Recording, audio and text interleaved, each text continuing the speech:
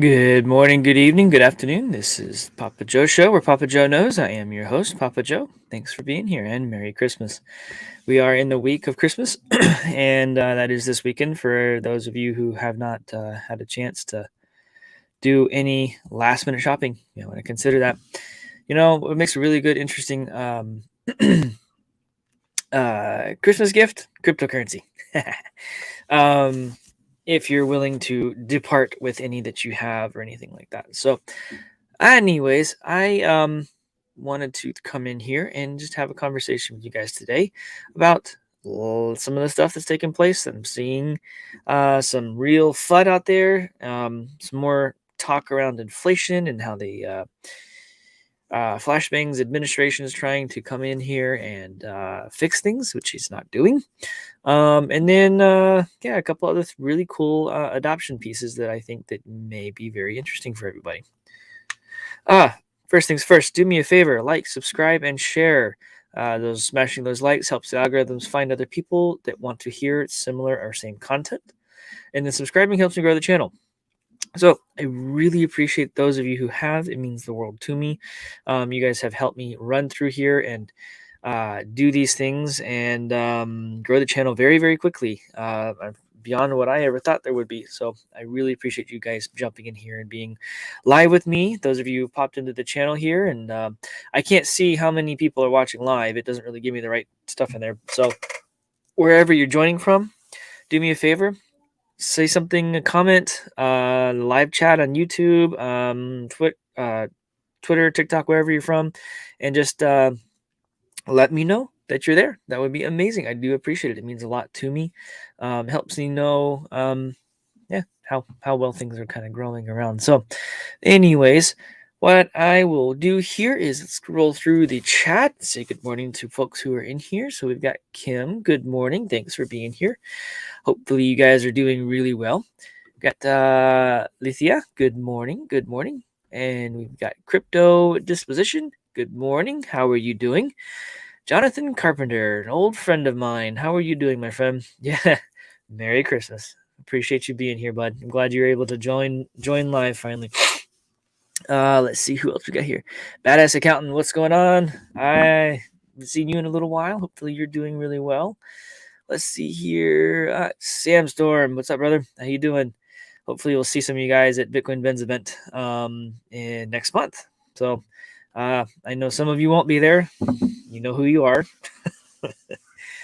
Would love to have you there, though. But anyways, I digress. So, yes, good morning. Merry Christmas. Thank you all for being here. So on this show, we talk about all kinds of things from the economy, cryptocurrencies, blockchain technology, the innovations that those types of things bring to the world. For those of you who are new to the station, these are types of stuff that we kind of cover here. It's more of a perspective from somebody who's been in technology for more than 20 years and in the crypto space since almost the beginning. So I have very well-rounded what do you want to call it, perspective, and I think it's valuable. So one of the things I love about doing this stuff is in this space, especially in technology space, I love learning from other people just because I've had to have this experience, and I understand these things and things I've studied doesn't mean I don't like to learn. I love learning. I can meet somebody who's net new to crypto and they have a thought or an idea about it, and I'm like, that makes perfect sense. Or to any technology, right? If you're not always learning in technology, you're going to fall behind. If you're not willing to learn and be teachable, you're going to fall behind. So highly recommend that you guys do that. If nothing else, for anything else in life, generally speaking, be willing to learn from anyone. Doesn't matter what their walk of life is, what kind of car they have, what kind of house they live in.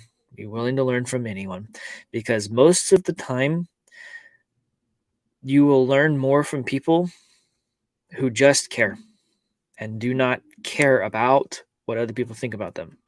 So anyways, I'll go ahead and jump in here and kind of talk through, well, some of stuff. So if you're joining us from any other platform if you're joining us from TikTok, I think that's the only one I don't have in here right now.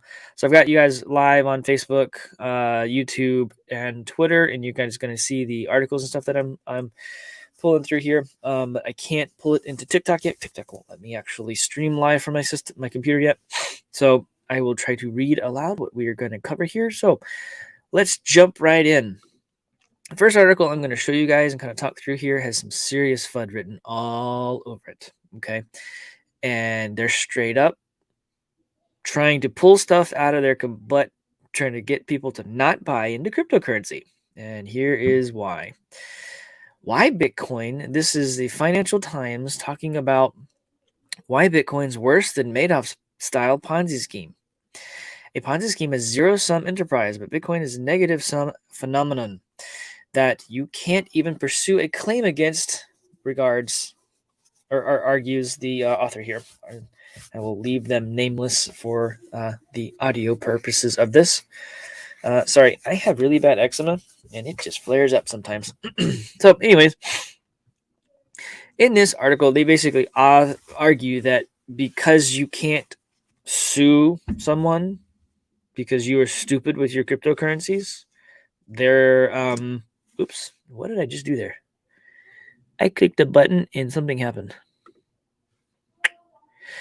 Weird. Okay, that's cool. Note to self, don't do that again. Anyways, so when it comes to cryptocurrencies, they're basically stating that because you can't sue somebody or some organization with Bitcoin, it's a Ponzi scheme.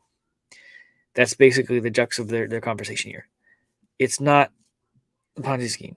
It is a global currency built for humanity, by humanity, that is outside the constructs and control of any central organization that would like to control the money supply, and it completely blocks them from doing so. Bitcoin rides on something called blockchain technology. Blockchain technology is effectively a network of computers that are quite literally everywhere and yet nowhere. The reason I say that is because you can take a node, a computer, throw it in the ocean, grab another one off the shelf somewhere, download the application, the node software, spin it back up, it'll sync with the network and pick up where the other one left off. It is massive, massive computer that is collectively one system. So it's a big system made of lots of other systems. Kind of like a botnet, but it's not a botnet, if that makes sense. Those of you who don't know what a botnet is, usually they're used for nefarious reasons. When it comes to, how do we put it, hacking into things appropriately. I guess that's the best way to put it. Anyways, the FUD is real, folks. They're trying to scare people out of crypto. We know better. Those of you who are regulars on my show here, y'all know better. It's going to actually be a very, very, very it's going to be funny to watch people who write these stupid type of articles and have them come through and eat their words. No, I don't mind eating some humble pie. I love it when people tell me I'm wrong, but if they they need to show me that I'm wrong. Okay, I need to see the proof as to why. I love learning, love hearing people tell me, you don't grow unless you're stretched. But when people write articles like this, they're just trying to, in ways, scare people out of getting into the cryptocurrency, getting into the Bitcoin, getting into things like that. If this was real, what I'm going to show you in a minute about Visa, they wouldn't be touching it. They wouldn't be touching it. So, a little bit about inflation here. This is hilarious. This was a hilarious article. Confronting inflation. Flashbang's administration turns to oil industry it once shunned. U.S. producers of the... Oh, I'm going to actually just read down here. That was... whatever. The relationship between the White House and the U.S. oil companies has sunk to a new low. At a moment when Flashbang needs the industry the most. Basically, he's going back to the oil companies of this country and begging them to start producing again so they can attempt to stop inflation. Guys, inflation's done. And Flashbang has no control over it anyways. It has 100% to do with the Federal Reserve, things like that. The Treasury, they are the ones who control that type of stuff, not Flashbang. So please pay attention. This is all smoke and mirrors. The oil company executives have become openly frustrated with flash bang that spent months shunning the industry, only to start urging it in recent weeks that it produce more oil to alleviate rising gasoline prices. That has nothing to do with the gasoline. Well, it kind of does, but not really. It's because they printed too much money. They printed too much money. That's why. That's why. That's why the prices are going up. That's why the prices of tomatoes are going up.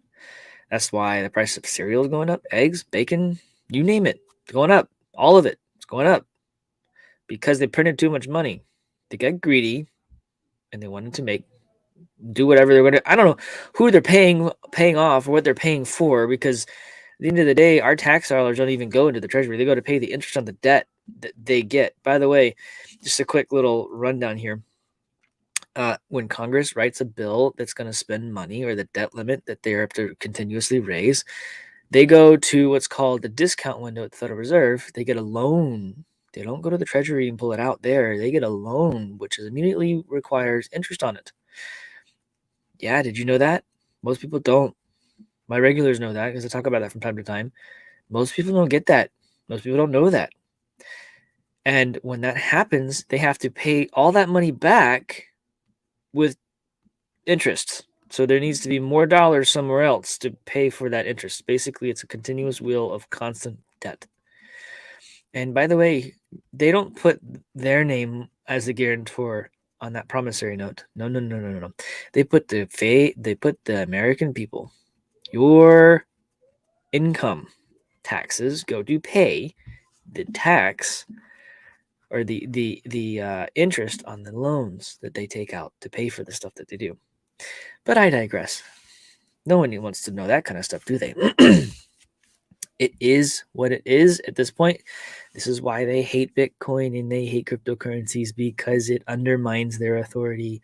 It removes their ability to control the system, the monetary supply, to pay people off, etc., etc. That's why it's powerful. That's why blockchain technology gives us a freedom for humanity. Please understand, blockchain is here to stay. There's nothing they can do about it. Trains left station, genie's out of the bottle, toothpaste is out of the tube, whatever you want to call it. You can't stop it. There's nothing they can do about it. And it's beautiful to watch. I don't know how else to say this. I guess it's like they lit their own house on fire and are now screaming, trying to put it out with gasoline. And it's only getting worse. That's what it's like. That's what it is. And then the fire department's blockchain technology. Except the house is far beyond, because they've poured gas on it to try to put the fire out. The house is gone. That's where we're at right now, just to put it into perspective for you guys. So, all right, we're going to move on here. Good old Evergrande says state-backed. Y'all know who that means. Risk team will engage with creditors. Developer has roughly $300 billion in liabilities. But keep saying this, and I'm going to keep saying this, and I'm going to keep saying this. Evergrande is a linchpin. They are going to now that they are starting to, they're on default. Now they're going to do this. It's going to be a serious problem. And I need to figure out how to, hang on. I'm going to try and pull down a image. So I can't seem to, how do I download this? There we go.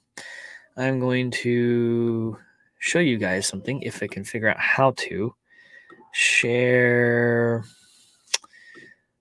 No, that's not gonna work. How do I show that to you? Stand by. I really want you to see this. It's a really, really interesting. No. Shows you who owns some of these things. Actually, they're not even on there. Whatever. I'll just say it. BlackRock just wrote off billions of dollars that they held in bonds with Evergrande. Did you know that? Most people don't know that. So BlackRock, actually, they own some of the companies that they own, just for benefit of everyone here. They own, I have it here. Hang on. Boop it up. I want to make sure I'm accurate with it. I hate being inaccurate with this kind of stuff. They own Pfizer. They own Merck. They own AstraZeneca. They own Moderna. They own Johnson & Johnson. They also own MSNBC, CNN, Fox News Channel, Time Warner, and everything around those companies. Did you know that they own that? Those are just some of the many that they own. They're also stockholders in most banks, and I'm not talking about little. They own more than 1%. They own more than some of them more than 5% in those banks. So the fact that they actually have written off billions of dollars because of this is very telling. This mess is very telling. So it's very, very interesting to me to see. Now the state-owned, y'all know who that is, backed risk team will engage with creditors. Who are the creditors? People like BlackRock, people like the Federal Reserve. Please pay attention. This is what's going to happen. Yes. Thanks, Jonathan, for sending that over. I can't figure out how to put it up on the screen for you guys in a timely manner. So my buddy sent me who it specifically is that I was looking for. So anyways, let's see here. I'm going to go ahead and move on here. But you guys need to realize that they're freaking out about crypto. They can't control inflation. We have a ticking time bomb, if you will, when it comes to the housing market, which is what is technically the bedrock of the global economy. And then you've got crypto, and the advancements and the adoptions therein are beautiful. So Visa partners with 60 crypto platforms to let customers spend digital currency at 80 million merchants. Did you know that happened? Yeah. Visa's head of crypto, did you know they had that? Has revealed that the payments giant has partnered with about 60 leading crypto platforms to launch card programs that make it easy for consumers to convert and spend digital currency at 80 million merchant locations worldwide. He emphasized, we've built a lot of momentum in this space and we'll continue to support the crypto ecosystem in several ways. So a lot of people go, okay, well, what about tax? Well, if you're spending it as cash, you're paying tax and buying something that, I don't know. The whole debacle around tax around this whole thing is just trying to get the good old boys to tell on themselves. Again, everything I say on my show is not tax advice. It is not legal advice. It is not financial advice. I am merely throwing out ideas, thoughts, things I think about from time to time. You guys do your own research. I cannot tell you what to do, and I won't tell you what to do. So let's just talk about this real quick. We've partnered with more than 60 leading crypto platforms like FTX, BlockFi, Crypto.com, Coinbase, Binance, to name a few, to launch programs that make it easy for consumers to convert and spend digital currency at 80 million merchant locations worldwide. So what you're saying is I could get all of my paychecks in crypto and never have to be concerned about a bank again? Cool. Yeah. Pretty cool, guys. This is really cool stuff. This is like, is it Verifone? Not Verifone. Yeah, Verifone. Verifone's a credit card processing. The sleds, things that you see on the at the cash registers. It's Verifone. Anyways, they enabled the capability for merchants, if they wish to, accept direct crypto payments. Yep, they did. Pretty cool. Also, Clover recently has made it so that way you can spend from PayPal and Cash App, directly on most POSs that they have. If you so chose to, I haven't tried this yet, but I'm pretty sure if you so chose to scan that QR code, you could select crypto as the payment option and it'll go through. Now, I'm going to try it at a local coffee shop here in a couple of days, or, well, maybe later today, actually. and I'll let you know what I find out. So, but anyways, pretty cool stuff. Those of you who know what the Litecoin card is, or go to Unbanked, they're a crypto platform that are working really hard to make it so that the world that is unbanked can be banked. So, but anyways, I'm going to kind of move on here. I want to show you guys something that you can do with cryptocurrencies that most people aren't even aware that they can do. So my regulars do understand this. And I've talked about some of this stuff more in a how-to format on my Patreon. So I'll pop it over here. I don't know if you guys can see that or not. Here we go. This crypto mom quit her job and now makes up to $80,000 a month from DeFi NFT projects. Yeah. People can make serious fiat when it comes to cryptocurrencies. Just realize that you need to do your research. You need to pay attention to what you're doing with it before you try to do it. She says, my investment portfolio surpassed my 401k, which had taken 11 years to get $200,000. In 6 months, she passed $200,000 in 6 months. That's a nice salary. That's really nice. It's going to be a nasty tax bill, but you need to understand. Oh, my neck. Sorry. People can make real money with cryptocurrency. These are some of the things that I have been moving into and working on myself. And as I find them, I bring them up to you guys. As I test them, I bring them up to you guys. I don't want to tell you guys to try to do something without testing it first myself. Quite frankly, I don't want any of you losing any of your money or anything you have or anything like that. If I figure something out, I love sharing it out there for you, everyone. The more people that do it, the better. The more people that get into the freedom of being outside of the system as it is, or become economically independent, is very important to me. I want you all to be able to do that if you are able to or wish to, whatever you want to do, right? But having the information and the knowledge gives you those options. It's a big deal to me. So with that, I'm going to go ahead and bump into something else. I don't know if any of you noticed, but Polygon has had a really fun day today. It's at 254 right now. On the day so far, it's up almost 8.5%. So where is my buttons here? It popped up to about 265, almost to the all-time high, which is 268. What happens when a coin hits its all-time high? Typically, it continues to run. Look at that. This was back in 2019. What was the price then? Like 12 cents? Yeah, like it was nothing. Absolutely nothing. Polygon's great. This one's a definite blessing for me personally. I was able to grab a handful of it very, very early on. But this is how I buy projects. I will go and look into different projects that have real world applications that have real value that they bring to the table, if you will. Polygon was one of those.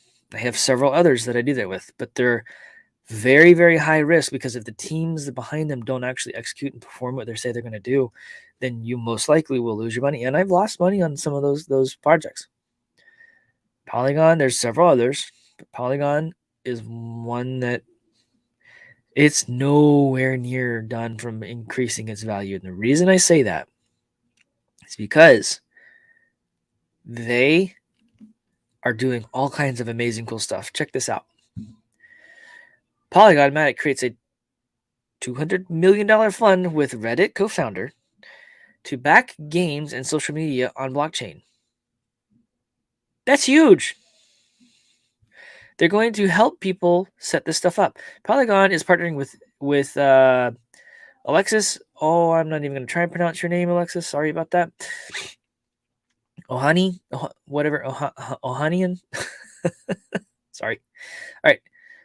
One of the co-founders of the social giant Reddit and launched a $200 million fund that aims at backing projects At the intersection of social media and Web3, Polygon is scaling solution. They're a scaling solution designed to enable a wide-scale adoption of decentralized applications, or dApps, as they're called, dApps, on the Ethereum blockchain. They also have their own blockchain too. Did you know that?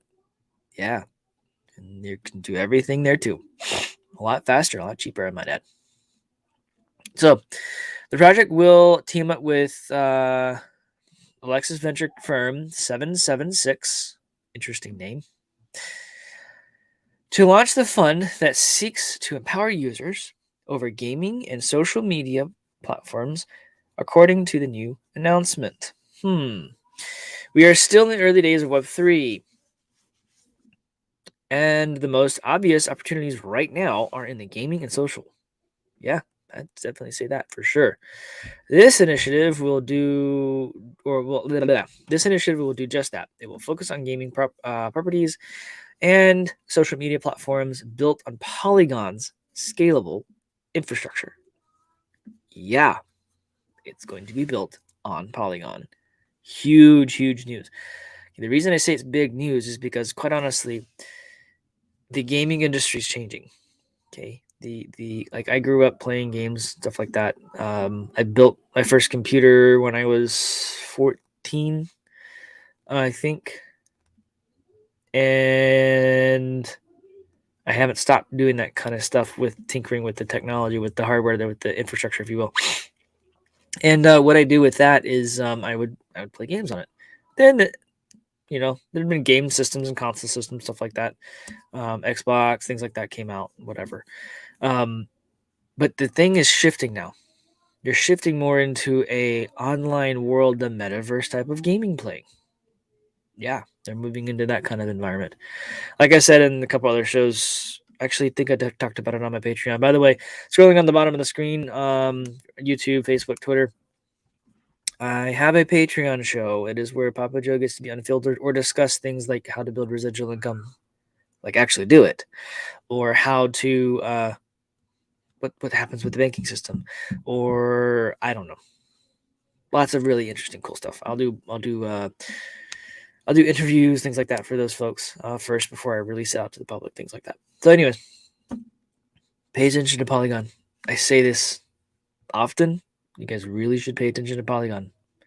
Polygon's not going away. It's not going anywhere. And it is one of the coolest platforms I have found to date that are actually following through with what they're saying they're going to do, and they're actually making strides in building what they're saying they're going to do. It's not a normal thing when you see that kind of stuff, but they're actually bringing real world solve. It's not like Shiba Inu, who was supposed to be a meme coin that turned into an actual ecosystem, which they did, which is really cool. But they're actually they're the internet for blockchains. They're the underlying infrastructure for blockchains. That's a pretty big deal. That's a really big deal. Anyways, I am going to go ahead and cut it there. I have a meeting here in just a few minutes I need to go ahead and get ready for. You guys have a wonderful and blessed day. I will have my show at 4:30 this afternoon, Eastern time, which is my Patreon show. Listen, it's $5 a month. You can join. If you like the content, stay. If you don't, okay, no worries. No hard feelings, whatever. But come check it out. Just pop in there. It's only $5. It's $5 a month. And it helps me be able to actually move into doing this type of stuff for you guys and creating real content, things like that, and making sure that you have a perspective from somebody who's quote unquote been around the block with this type of stuff. So anyways, you guys have a wonderful and blessed day, and I will see you this afternoon at 4:30. Take it easy.